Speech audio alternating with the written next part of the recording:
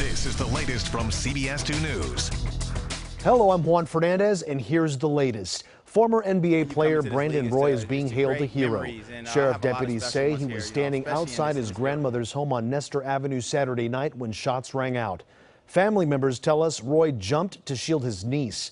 Roy was hit twice in the legs. Police are calling the shooting gang-related. Roy was treated in Los Angeles and is back home in the Seattle area, where he is expected to make a full recovery. FBI Director James Comey testified in front of a panel of senators on Capitol Hill. Comey stood by his decision to go to Congress about reopening his investigation into Hillary Clinton's emails back in October of 2016. Some believe it cost Clinton the election, a thought Comey says makes him nauseous. He also said that Russia tried to influence the presidential election and is still active in hacking and attacking the United States.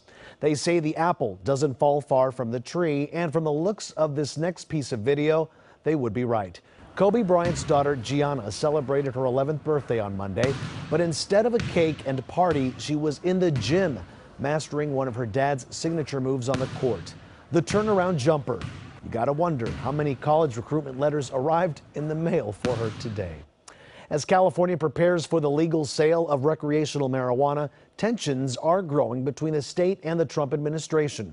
But as CBS 2's Peter Dowd reports, lawmakers are now looking at ways to turn California into a sanctuary weed state. 380.63. It's going to be a whole new consumer base that we want to ease into it. At marijuana dispensary Buds and Roses, the scent of change and money is in the air. Definitely excited.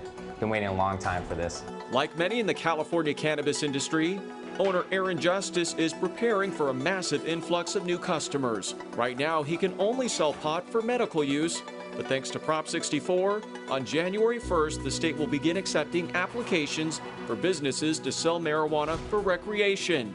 The outcome remains unclear, since California is yet to set regulations. Everyone is holding their breath right now because folks have been waiting years for these regulations to come out.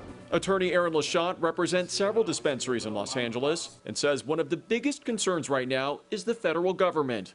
White House Press Secretary Sean Spicer recently hinted at a possible federal crackdown of anti-marijuana laws. I do believe that you'll see greater enforcement of it. And U.S. Attorney General Jeff Sessions had this to say. My best view is that we don't need to be legalizing marijuana. These comments from senior members of the Trump administration have sparked alarm in California.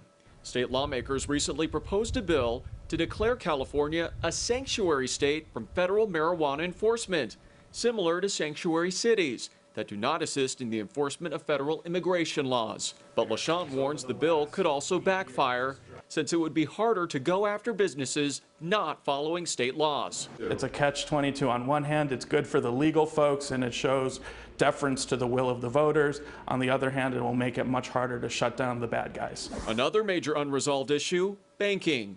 Because marijuana is still not legal under federal law, most banks won't touch any pot proceeds. So that means the multi-billion-dollar cannabis industry is conducted entirely in cash. It's a big headache. It needs to be addressed. The owner of Koreatown Collective says with California now entering the recreational market, the banking problem will be magnified. No banks means no small business loans or official records to build credit and a financial identity.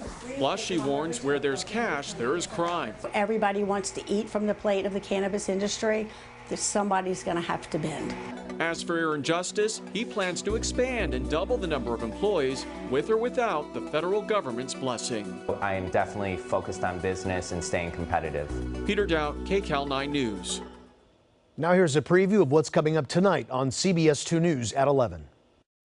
Night and day, an elite task force protects our ports from a potential nuclear attack. For the first time ever, CBS 2 News gets an exclusive look at how Los Angeles is protected from the air and underwater. Tonight at 11. Immediately following CBS 2 News at 11 tonight, watch The Late Show with Stephen Colbert. Guests include Jim Parsons, Jeff Garland, and Paul Scheer. Right after Colbert, watch The Late Late Show with James Corden. His guests are Jane Fonda, Lily Tomlin, Taylor Schilling, and Ryan Adams. Watch Corden and Colbert right after CBS 2 News at 11. And that's the latest from the CBS 2 newsroom. Remember, we're always on CBSLA.com. Join us every night for CBS 2 News at 5, 6, and 11.